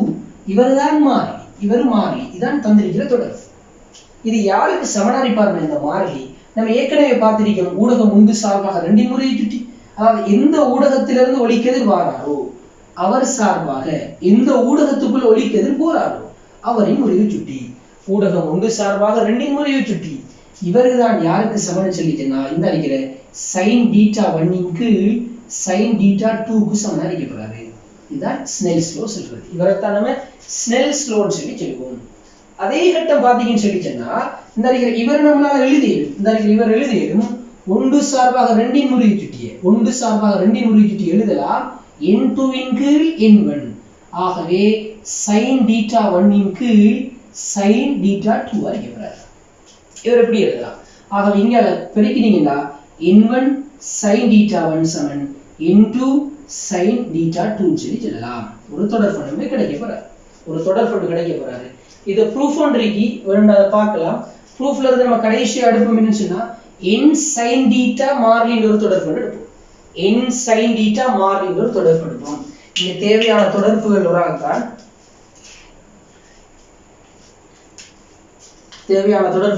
என்ன n sin θ வானது மாறிலி. ஒரு தொடர்பு நம்மளுக்கு தேவைப்படுவாரு. முறிவு நடக்கிற சந்தர்ப்பத்துல பூர்த்தியாக எல்லா இடங்களுக்கும் தேவைப்படும். அப்போ ஒரு ப்ரூஃப் பண்ணலாம். இந்த தொடர்பு ப்ரூஃப் பண்ணலாம். இது விளங்கிட்டான்னு சொல்லி பாருங்க. நீங்க ஸ்னெல்ஸ் லோ சொல்றாரு என்னன்னு சொல்லி இது விளங்கிட்டுன்னு சொல்லிச்சுன்னா அந்த ப்ரூஃபை நம்ம பார்த்துட்டே போகலாம். பிரச்சனை அந்த ப்ரூஃபை பார்த்துட்டே போவோம்.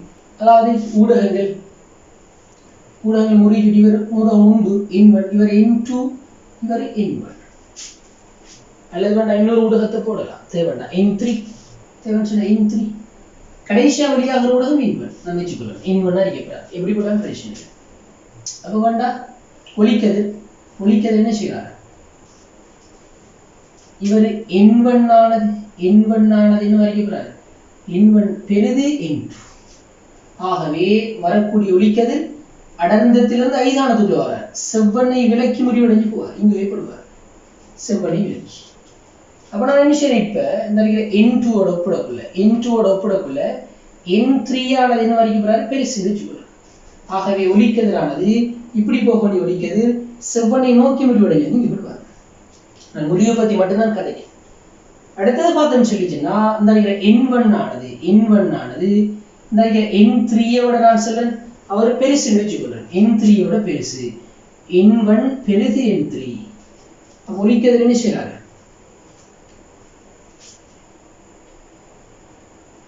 n1 பெருசு. பாத்தீங்கன்னா ஒளிக்கதிரானது செவ்வனை n1 தானே பெருசு. n1 சாரி நான் மாறி எழுதுறேன்.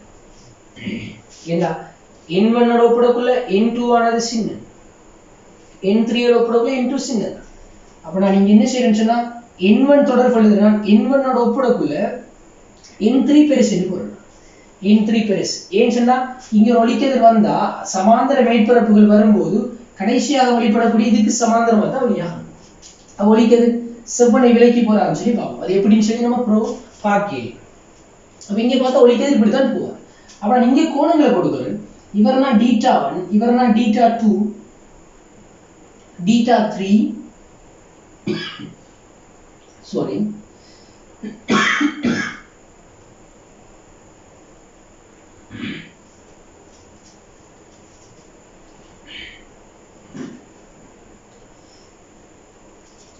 இவர் β1 β2. அப்ப இவர் z வடிவத்தில் இருக்கிறதால இவரும் β2 தான். இவர்னா β3 இங்க போட்டேன்னு சொல்லிச்சுன்னா இவரும் β3 தான். அப்ப கடைசியா இவரும் நம்ம எடுத்தோம்னு சொல்லிச்சுன்னா அவர் இந்த கோணத்தை காண்ற மாதிரி நம்மளுக்கு இருக்கிறது. அப்ப பாத்தீங்கன்னு சொன்னா β1 பிறகு கடைசியா வெளியாகக்கூடிய கோணம் β1 தான் தீப்பாரு. இந்த அடிக்கிறது β1 தானுங்கிறத ப்ரூஃப் பண்றதுக்கு பிடிக்க முடியும். β1 தானுங்கிறத ப்ரூவ் பண்றதுக்கு விரிக்கிறவங்களுக்கு. அப்ப இந்த ஒவ்வொரு மேற்பரப்புகளும் சமாந்தரமா இருக்காங்க, ஒவ்வொரு மேற்பரப்புகளும் சமாந்தரமா இருக்காங்க. அப்ப இந்த முறிவு நடக்கிற இடம் ஏ, இவர் பி, இவர் சின்னு சொல்லி சொல்றாங்க, இவர் சி ஆகிக்கிறாரு. இந்த கோணம் கடைசியா எல்லாமே சமாந்தரமா இருக்காரு. சமாந்தரமா இருந்தா கடைசியா வெளிப்படுற கோணமும் இந்த அறிக்கிற டீட்டா ஒன்னா தான் இருக்கு, டீட்டா ஒன்னா தான் இருக்கும். அதுக்குரிய ப்ரூஃப் இருக்கு, அதுக்குரிய ப்ரூஃப் இருக்கு. அப்ப இங்க நான் என்ன செய்யறேன், இவருக்கு பாவிக்க ஸ்னெல்ஸ் லோ, ஏக்கு பாவிக்க ஏல ஸ்னெல்ஸ் லோ, ஏல பாவிச்சா ஊடகம் ஒன்று சார்பாக ரெண்டின் முறிவு சுட்டி. ஆகவே ஊடகம் ஒன்று சார்பாக ரெண்டின் முறிவு சுட்டி இவர் எழுதலாம் n2 n1. இவர் யாருக்கு சமன் நல்லா பாத்தீங்கன்னா ஊடகம் ஒன்று சார்பாக ரெண்டின் முறிவு சுட்டி எந்த ஊடகத்துக்குள்ள இருந்து வாராரோ sin θ1 sin θ2. அப்ப எழுதலாம் குறுக்கு பெருக்கம் n1 sin θ1 சமன் n2 sin θ2 முதலாவது சமன்பாடு. அதே போல என்ன செய்யலாம், b ல பாவிச்சா b க்கு பாவிச்சேன்னு சொல்லிச்சேன்னா b ன்னு சொல்லக்கூடிய இடத்துக்கு நீங்க செஞ்சு பாருங்க. செஞ்சு பார்த்தீங்கன்னா b ஏ செஞ்சு பார்க்க உங்களுக்கு வருவார் இதே மாதிரி தொடர்பு. எப்படி வருவாரு, ஊடகம் ரெண்டு சார்பாக 3 முறிவு சுட்டி இதே தொடர்பு எடுத்து பார்த்தீங்கன்னு சொல்லிச்சேன்னா நான் எழுதுறேன்னா ஊடகம் ரெண்டு சார்பாக 3 முறிவு சுட்டிய n3 n2 எழுதலாம். ஆக இவர் யாருக்கு sin θ2 sin θ2 இன் கீழ் sin θ3. ஆக இவரோட தொடர்பு வருவாரு n2 sin θ2 சமன் n3 sin θ3 அறியப்படுறாரு இரண்டாம் சமன்பாடு. இந்த ப்ரூஃப் எல்லாம் ஒரு காலம் கேட்கறல, இந்த ப்ரூஃப் எல்லாம் கேட்கறல, நம்ம சும்மா தெரிஞ்சு வச்சுக்கிறது இல்லை. அதே போல இங்க பாத்தீங்கன்னா எப்படி இங்க b ல பாவிச்சு எடுத்தோம் அதே போல c ல பாவிச்சு எடுக்கலாம். நீங்க c ல பாவிங்க 3 சார்பா ஒண்டி முறிச்சிட்டு வருவாரு.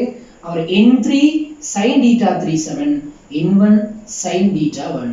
அப்ப பாத்தீங்கன்னா இது மூணாம் சமன்பாடு. n1 sin θ1 n2 sin θ2 சமன் இவருக்கு சமன். அதே நேரம் பார்த்தா திரும்ப n3 sin θ3 n1 sin θ1 சமன் அளிக்கப்படுறது. மூன்று சமன்பாட்டிலிருந்து செல்லலாம் n sin θவானது ஒரு மாறிலியா அளிக்கப்படுறது. அதுதான் நீங்க எடுத்திருக்கிற தொடர்பு.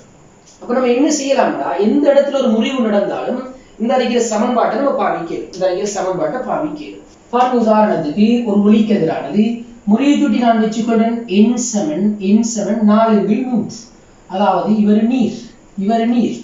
அதே போல பாத்தீங்கன்னா n7 நான் பாவிக்கேன் என்னன்னு சொல்லிச்சுன்னா இவர் ஒரு 3/2 அப்படின்னா கிளாஸ். இப்ப பாத்தீங்கன்னு சொல்லிச்சுன்னா ஒளிக்கதிரானது இங்க வந்து படுறாரு ஒரு 30 பாகையில படுறாரு, ஒளிக்கதிர் 30 பாகையில படுறாரு.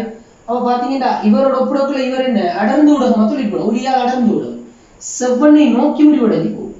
அப்ப இந்த கோணத்தை காணணும் டீட்டா. இந்த கோணம் டீட்டாவை காணணும் என்ன செய்யற, இங்க ஒளி முறிவிற்கு நம்ம பாவிப்போம் n sin θ என்ன மாறிலிய பாவிக்க போறோம் கான்ஸ்டன்ட். சில வேளைகள்ல சில நேரம் நீங்க படிப்பீங்க n sin I மாறிலிய படிப்பீங்க, ரெண்டு மூன்று தான் ஒரே விஷயம் தான். sin θ மாறிலிய பாவிக்க போறோம் கான்ஸ்டன்ட் சொல்லி தெரியல இவரை பாவிக்க போறோம். பாவிச்சேன் எப்படி செய்யணும், நம்ம என்னண்டா இந்த ஊடகத்தில் இருக்கிற முடிவு சுட்டி எந்த ஊடகம் சார்பா கதைக்க போறோம் அவரோட முடிவு சுட்டி 4/3 அந்த ஊடகத்துக்குள்ள இருக்கிற படுகோணம் sin 30 பாகை. இவர் யாருக்கு சமன், எந்த எங்கள பக்கம் வெளியேறாரு 3/2 முறிவு சுட்டி அதுக்குள்ள இருக்கிற கோணம் sin θ. இப்ப நம்ம என்ன செய்யலாம், இது அங்க கொண்டு போனா sin θ சமன் நம்மளுக்கு வருவாரு 2 இங்க அளவு பெருக்கப்படக்குள்ள 2 4 8 வரும், 8/9. இவரை பாத்தீங்கன்னு சொல்லிச்சுன்னா sin 30 half 8/9 வரும். அதே போல இவர் half வருவாரு sin 30. ஆகவே 4/9 வரும். அப்ப இவரை நம்ம சுருக்கி எடுத்தீங்கன்னு சொல்லிச்சுன்னா கிட்டத்தட்ட நம்மளுக்கு வருவார் எத்தனை 9ன்னு சொல்லிச்சுன்னா 0.44444 அப்ப இவரை கொண்டு சைன்ல பார்த்தோம்னு சொல்லிச்சுன்னா நம்மளுக்கு சைனுக்கு பெருமானம், அதாவது டீட்டா சமன் sin இன்வெர்ஸ் 4/9ன்னு சொல்லி போட்டுக்கொள்ளணும் நான். ஆனா மினிஷம் இதுக்கு சைன் பெருமானம் பார்த்து அவர் நம்ம இங்க போட்டோம்னா சரி. அப்ப இப்படி நம்ம காணலாம். இங்க எங்க நடந்தாலும் சரி, உதாரணத்துக்கு ஒரு பின்னுக்கு அரியன் சொன்னா படிக்கும் அரியத்தில் நடக்க போகுது. இப்ப என்ன செய்யறோம், ஒளிக்கது இங்க வந்து படுறாரு ஒரு குறிப்பிட்ட கோணத்துல படுறாரு 60 பாகையில படுறாரு. இவர் n7 இவர் n7 1/5 இவர் n7 ஒளிக்கதிர் என்ன செய்வார், ஐதான ஊடகம் ஒளியால் ஐதான ஊடகத்திலிருந்து ஒளியால் அடர்ந்த ஊடகத்துக்குள்ள வரார், செவ்வனை நோக்கி முடிவடைஞ்சு போய் இங்க வந்து படுவார். அப்ப அடுத்தது இந்த ஊடகத்துல பார்க்கக்குள்ள என்ன செய்வோம், நம்ம இவர் அடர்ந்த ஊடகம் ஐதான ஊடகம். அப்ப என்ன செய்யும், செவ்வனை விலைக்கு முடிவடைஞ்சு போவார். இந்த கோணங்களை கட்டிருக்காங்க. அப்ப என்ன செய்யும், இந்த கோணம் அல்பா, இந்த கோணம் பீட்டா, இந்த கோணம் டீட்டா. ஒவ்வொரு கோணமா காணல, எப்படி காணலாம் ஒவ்வொரு கோணமா. முதலாவது நம்ம என்ன செய்யலாம், இந்த இவருக்கு அதாவது இது எக்ஸ்ங்கிற இடம் முறிவு, இது வைங்கிற முறிவு. முறிவு எக்ஸ்ல இந்த முறிவு நடக்கிற எக்ஸ்ங்கிற பொதுமுகத்துல இவருக்கு பாவிப்போம் என் சைன் பீட்டா மாறிலியை பாவிக்கிறேன். பாவிச்சோம் சொல்லிச்சுன்னா இவர் என் 1 சைன் 60 பாகை சமன் என் 1 அந்த ஊடகத்தில் இருக்கிற கோணம் சைன் 60 சமன் இங்க என் 1.5 சைன் அல்பா. இதுல இருந்து நம்ம என்ன செய்யணும் அல்பாவை காணிடும். இதுல இருந்து அல்பாவை காணிடும் கண்டு பார்க்கலாம். நீங்க அதே போல அல்பாவை கண்டுட்டோம்னு சொன்னா இவங்களை சந்திக்க வச்சா நம்மளுக்கு ஒரு தொடர்பு கொண்டு வருவாரு. இது நம்ம அரியங்கள் வரக்குள்ள பார்க்கலாம். நம்ம அந்த தொடர்புல இருந்து என்ன செய்வோம் சொன்னா அதாவது இது அரிய கோணத்தை ஏன்னு சொல்லி பொதுவா இவர் அரிய கோணம் சொல்லி சொல்லப்படுற இந்த ஏக்கு அல்பாவும் பீட்டாவும் சமனா இருக்கும். இது சம்பந்தமா விரிவா அரியங்களுக்குள்ள பார்க்கலாம். நான் உதாரணத்துக்கு சொல்லிட்டு போறேன். இந்த சமன்பாடுகள் எங்கெங்க பாவிக்கப்படுறாரு சொல்லி எங்கெல்லாம் முறிவு நடக்குதோ அங்க எல்லாம் பாவிக்கலாம். இந்த தொடர்புல இருந்து நம்ம என்ன செய்வோம் சொல்லிச்சுன்னா அதாவது அரிய கோணம் ஏ ஆனது அல்பா பிளஸ் பீட்டா வரைப்பார். அதாவது இவர் என்ன இந்த அடிக்கிற முக்கோணி இந்த மேற்பரப்புகள் எடுத்தோம்னா இந்த மேற்பரப்பிற்கு இவர் இந்த மேற்பரப்பிற்கு எக்ஸ் முறிவு நடக்காது. இந்த மேற்பரப்பிற்கும் வைங்கிற இடம் இந்த மேற்பரப்பிற்கும் இந்த 2 மேற்பரப்புகளுக்கும் வரையப்படுற செங்குத்து தான் இந்த செவ்வல். அப்ப அந்த செங்குத்துகள் சந்திக்கக்குள்ள உருவாகிற கோணமும் அந்த மேற்பரப்புகளுக்குள்ள வார கோணமும் சமனாரிக்கும். அப்ப இவர் அரிய கோணம் ஏ அரிப்பார். அப்ப இவர் அரிய கோணம் ஏன்னு சொல்லிச்சுன்னா இந்த இவரை தான் குறிச்சு காட்டுறேன். அரிய கோணம் ஏ இவரை தான் குறிச்சு காட்டுறேன். ஏண்டா பாத்தீங்கன்னு சொன்னா இவர் அகத்தெதிர் கோணங்கள் தான் அல்பாவும் இந்த பீட்டாவும். அதனாலதான் ஏ சமன் அல்பா பிளஸ் பீட்டான்னு கொண்டிருக்கேன். அல்பாவை கண்டான என்ன செய்யலாம் பீட்டாவை காணலாம். அரிய கோணம் தந்திருப்பாங்க. பீட்டா தெரியும்னு சொன்னா வைங்கிற இடத்துக்கு நான் என்ன செய்வேன் என் சைன் பீட்டா மாறிலியை பாவிப்பேன். பாவிச்சேன்னு சொல்லிட்டு நம்மளுக்கு என்ன வருவாரு இந்த இடத்துல வருவாரு அதாவது 1.5 இதுக்குள்ள முடிவு சுட்டி 1.5 அரியத்துக்குள்ள சைன் பீட்டா அவரை கண்டாச்சு ஏற்கனவே அங்கால 1 முறிவு சுட்டி சைன் பீட்டா. இதுல இருந்து நம்ம என்ன செய்யணும் பீட்டாவை காணிடும். அப்ப எங்கெல்லாம் முறிவு நடக்குதோ அந்த இடத்துல எல்லாம் இந்த சமன்பாட்டை உங்களால பயன்படுத்தி என் சைன் பீட்டா மாறிலி.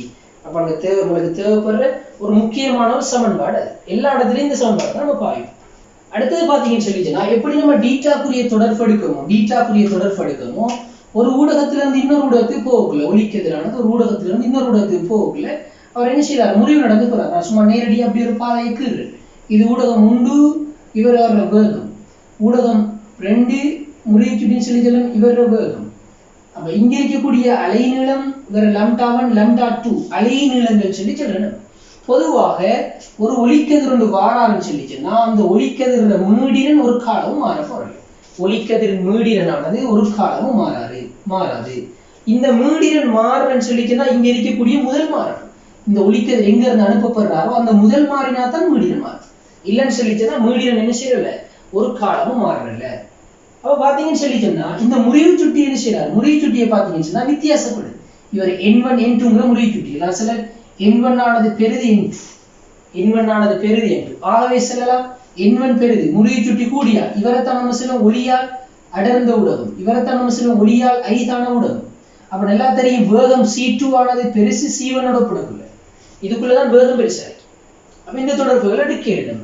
அப்ப இப்படி இருக்கக்குள்ள நம்ம ஏற்கனவே தொடர்பு எடுத்தோம் ஸ்னெல்ஸ் லோன்னு சொல்லி ஸ்னெல்ஸ் லோ எடுத்தோம். அதாவது என்ன ஒரு ஒளிக்கதிரானது வந்து படக்குள்ள ஒளிக்கதிர் பட்டு முறிவடைஞ்சு போறாரு. இந்த கோணங்களை பத்தி சொல்றது θ1 இவர் θ2 இவர் N1 N2.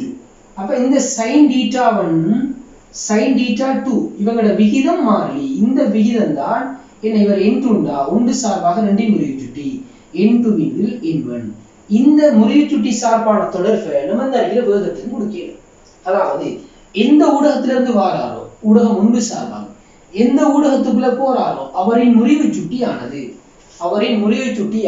என்ன வரைப்பாருடா அந்த ஊடகம் எந்த ஊடகத்திலிருந்து வாராரோ அவரின் கீழ் எதுக்குள்ள போறாரோ அவரோட வேகத்துக்கு சமனாகி இங்க செல்லப்பட்ட அதே மாதிரி தான் இங்க செல்லப்பட்ட அதே மாதிரி தான்.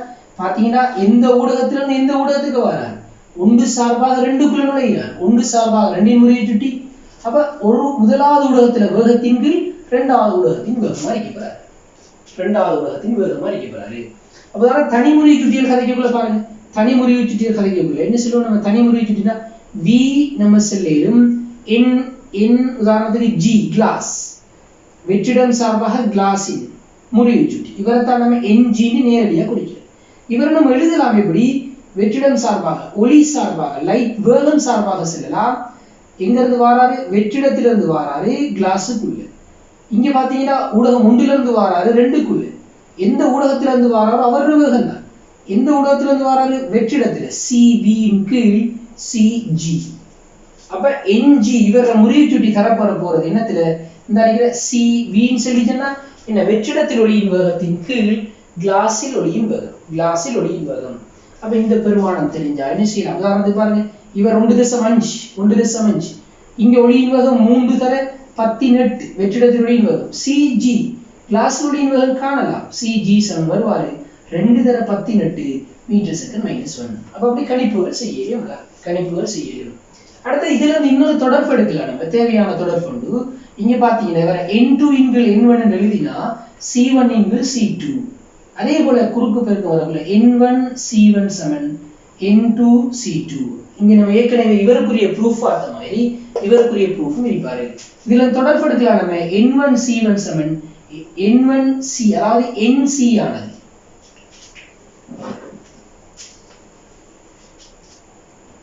இங்க ஒரு தொடர்பு எடுக்கலாம். நம்ம nc ஆனது மாறிலி. நம்ம ஏற்கனவே முன்னுக்கு n sin θ மாறிலி பார்த்த மாதிரி nc மாறிலிக்கு ஒரு என்ன ப்ரூஃப் ஒன்று பாரு. அப்ப உங்களுக்கு தேவை nc ஆனது மாறிலி. nc மாறிலி. அப்ப nc மாறிலிங்கிற தொடர்பு எடுத்துட்டோம்னு சொல்லிச்சோன்னா நம்ம என்ன செய்யலாம்டா, இந்த ப்ரூஃப்கள் எல்லாம் நம்மளுக்கு கேள்வி கேட்க போற ஒரு காலம், அதனால நான் விட்டுட்டு போறேன். அப்ப இங்க பாத்தீங்கன்னு சொன்னா nc மாறிலியை பத்தி கதைச்சோம்னா அதே நேரம் சொல்லலாம் cங்கிறது வேகம். cங்கிறது வேகம் அந்த குறித்த ஊடகத்தில் ஒளியின் வேகம். c சொல்லி சொல்றது என்ன? குறித்த ஊடகத்தில் ஒளியின் வேகம். குறித்த ஊடகத்தில் ஒளியின் வேகம் மாதிரி கேட்கிறார். அப்ப நான் சொல்லலாம் n முறிவு சுட்டி தான். n முறிவு சுட்டி cக்கு பதிலாக நான் கதைக்கலாம் a b வேகம் சமந்தான் f lambda. f lambda வேகம் இருக்கிற இடத்துல நான் c பாவிங்க. c சமன் f lambda. அப்ப பாத்தீங்கன்னா fங்கிறது மீடியன் ஒளியின். மீடியன் ஒரு காலம் மாறல. மீடியன் ஒரு காலம் மாறல.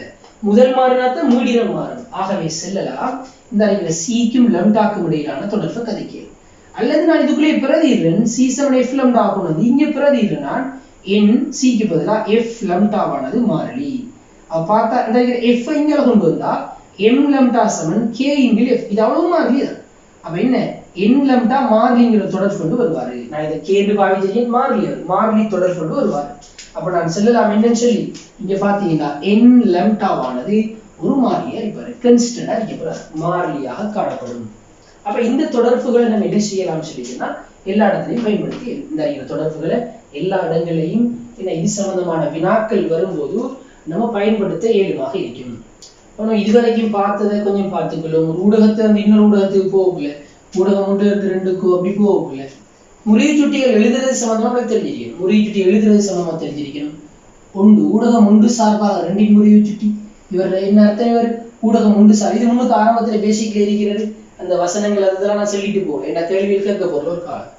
ஊடகம் ஒன்று சார்பாக 2 முறிவு சுட்டி அறிகிறார். ஊடகம் ஒன்று சார்பாக ஒன்று சார்பாக 2 முறிவு சுட்டி. ஊடகம் ஒன்று சார்பாக இவர் நம்ம எழுதியும் ஊடகம் ஒன்று சார்பாகடா n2 இன்கள் n1 என்று எழுதியும். அதாவது என்ன அர்த்தம்? வளமையா நம்ம பாவிக்கக்குள்ள ஊடகம் ஒன்று இவர்னு சொல்லினா இதுல இருந்து ஒலிக்கிறது போகக்குள்ள என்ன செய்யணும்? நம்ம ஒலிக்கிறதுனானது இவர்ல இருந்து போறார் n1ல இருந்து n2க்குள்ள.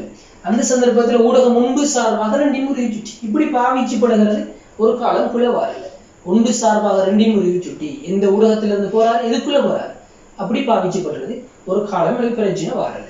அப்ப இவர் தான் என்ன தொடர்பு? ஒன்று சார்பாக 2 முறிவு சுட்டி நம்ம என்ன செய்யலாம்? நம்ம இப்படி எழுதிடும். அதே போல பார்த்தோம்னு சொல்லிச்சோன்னா நம்மளுக்கு இன்னொரு தொடர்பு ஒன்று கிடைப்பாரு. ஒன்று சார்பாக 2 முறிவு சுட்டி எழுதுறாங்க. 1 n2 அதாவது இவரை மாத்தி எழுதலாம். 2 சார்பாக 1 முறிவு சுட்டி. 2 சார்பாக தலைகீழ் பெருமானத்துக்கு சமம். தலைகீழ் பெருமானத்துக்கு உதாரணத்துக்கு அதுக்குரிய ப்ரூஃப் இருக்கி நீங்க பார்த்து கொள்வதிலே சொன்னீங்க. நான் அதை அனுப்பி வைக்கிறேன் PDF. நீங்க இதை பாருங்க. என்ன எல்லாத்தையும் பார்த்துட்டு போக தேவையில்லை. என்ன ஒரு காலம் ப்ரூஃப் எல்லாம் கேட்க போறீங்க. அப்ப இந்த தொடர்பு கொண்டு வருவாரு. நம்ம தெரிஞ்சிருக்க வேண்டியது ஒன்று சார்பாக 2 முறிவு சுட்டி இப்படி எழுதலாம். அதே போல பாத்தீங்கன்னு சொல்லிச்சுன்னா இவரை இந்த தொடர்போடையும் அழைக்கலாம். அதாவது உதாரணத்துக்கு என்ன? நீர் சார்பாக கிளாஸின் முறிவு சுட்டி இவர் எழுதலாம். 1 கிளாஸ் சார்பாக நீரின் முறிவு சுட்டி இப்படி எழுதி நம்ம ஒன்றை தந்து கொண்டு இன்னொன்றை கேட்டா அவர் என்ன செய்யலாம்? அவரை காணக்கூடிய மாதிரி இருக்கு. அதே போல பார்த்தோம்னா இவர் எப்படி வருவாருன்னு சொல்லிச்சுன்னா ஊடகம் ஒன்று சார்பாக 2 முறிவு சுட்டி தர ரெண்டு சார்பாக ஒன்றின் முறிவு சுட்டி இவங்களோட பெருக்கம் எப்போதும் உண்டாയിരിക്കും. இவங்களோட பெருக்கம் எப்போதும் உண்டாയിരിக்கும். முறிவு சுட்டிகள் சம்பந்தமா பார்க்கக்கூடிய இவங்களோட தொடர்புகள் விட தெரிஞ்சிருக்கிறது. இவங்களோட பெருக்கம் ஒன்றுக்கு சமனாയിരിக்கும். உதாரணத்துக்கு பாருங்க, இந்த விவரம் எப்படி எழுதலாம்? ஒன்று சார்பாக ரெண்டின் முறிவு சுட்டிய ஒன்றின் கீழ் ரெண்டு சார்பாக ஒன்றின் முறிவு சுட்டி எழுதலாம். தர 2 n1 சமன் என்ன வரைக்கப்படாது, 2 சுருக்கப்பட்டா ஒன்றுக்கு சமன் வரைக்கப்படாது. இதுதான் அவங்களோட தொடர்பு. முறிவு சுட்டிகள் சம்பந்தமா தெரிஞ்சிருக்கணும். தனி முறிவு சுட்டினா என்னன்னு எல்லாம் பார்த்துட்டு, அதே நேரம் முறிவு நடக்கக்குள்ள நம்மளுக்கு தேவையான 3 சமன்பாடுகள் n sin θ மாறிலி, nc மாறிலி, அடுத்து n லெப்டா மாறிலி. அடுத்து இது சம்பந்தமான கேள்விகள் செய்யும் போது பாஸ்ட் பேப்பர் கேள்விகள் என்ன, அடுத்த கிளாஸ்ல நம்ம பாஸ்ட் பேப்பர் கேள்விகள் செய்வோம். அந்த பாஸ்ட் பேப்பர் கேள்விகள் செய்யும் போது இன்னும் தேவையான விஷயங்களை பார்ப்போம். கூற்று கேள்விகள் வரும்போது எப்படி இவர் அணுகக்கூடிய மாதிரி இருக்குங்கிற விஷயங்களை பார்ப்போம். ஏதாவது டவுட்டுகள் இருந்துச்சுன்னு சொல்லிச்சுன்னா கேளுங்க, கீழே கமெண்ட் பண்ணலாம் அல்லது குரூப்புகளில் போடலாம். இதுல எது டவுட் இல்லை. பெரும்பாலும் இந்த பகுதியில் டவுட்டுகள் இருக்காதுன்னு நான் நினைக்கிறேன். இந்த பகுதியில் டவுட்டுகள் இருக்காது. அடுத்த இவங்களோட அழகுகள், அன்றாட அழகு, சீடு அழகு, இதெல்லாம் முதலாவது வீட்டிலேயே பார்த்துருப்பீங்க. அதனால நான் நீங்க அழகுகள் சம்பந்தமா கதைச்சிட்டு போகல. அப்ப இந்த டவுட்டுகள் இருந்தா சொல்லுங்க. ஜஸாக்கல்லாஹ். தேங்க்யூ.